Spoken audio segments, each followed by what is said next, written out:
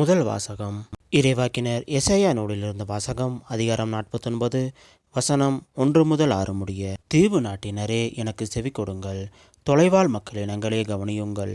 கருப்பையில் இருக்கும்போதே ஆண்டவர் என்னை அழைத்தார். என் தாய் வயிற்றில் உருவாகும் போதே என் பெயர் சொல்லி கூப்பிட்டார். என் வாயை கூரான வாள் போன்று ஆக்கினார். தம் கையின் நிழலால் என்னை பாதுகாத்தார்.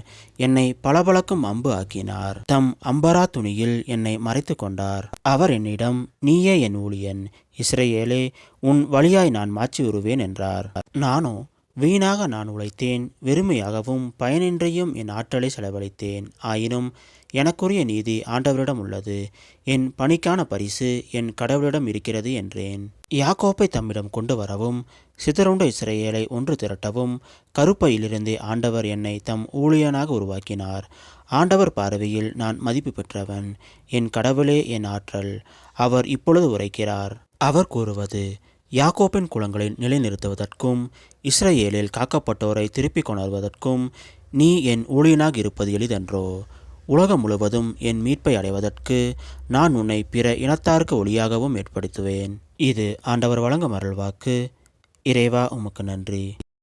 இன்றைய இரண்டாம் வாசகம். திருத்தூதர் பணிகள் நூலிலிருந்த வாசகம். அதிகாரம் 13, வசனம் 22 முதல் 26 முடிய. அந்நாட்களில் பவுல் கூறியது, கடவுள் சவுலை நீக்கிவிட்டு தாவீதை இஸ்ரவேலுக்கு அரசராக ஏற்படுத்தினார்.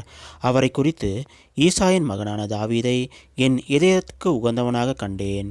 என் விருப்பம் அனைத்தையும் அவன் நிறைவேற்றுவான் என்று சான்று பகர்ந்தார். தாம் அளித்த வாக்குறுதியின்படி கடவுள் அவருடைய வழிமரபிலிருந்தே இஸ்ரவேலுக்கு இயேசு என்னும் மீட்பர் தோன்ற செய்தார். அவருடைய வருகைக்கு முன்பே யோவான், மனமாறி திருமுழுக்கு பெறுங்கள் என்று இஸ்ரேல் மக்கள் அனைவருக்கும் பறைசாற்றி வந்தார். யோவான் தம் வாழ்க்கை என்னும் ஓட்டத்தை முடிக்கும் தருவாயில், நான் யார் என நீங்கள் நினைக்கிறீர்களோ அவர் அல்ல நான். இதோ, எனக்கு பின் ஒருவர் வருகிறார்.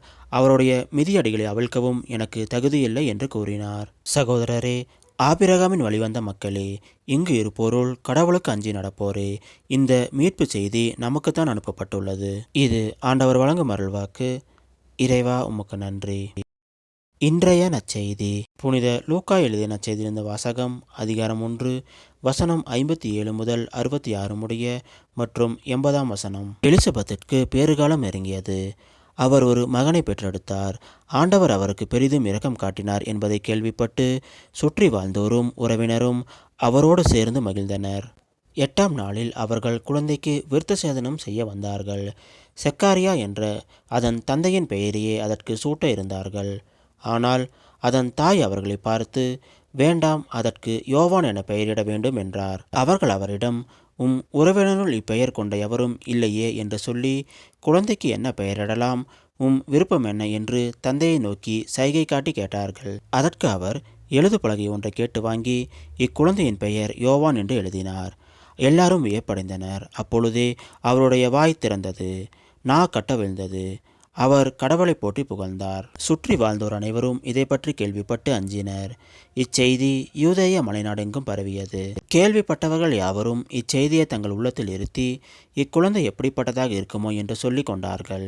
ஏனெனில் அக்குழந்தை ஆண்டவருடைய கைவன்மையை பெற்றிருந்தது. இது கிறிஸ்து வழங்கும் நற்செய்தி. கிறிஸ்துவே, உமக்கு புகழ்.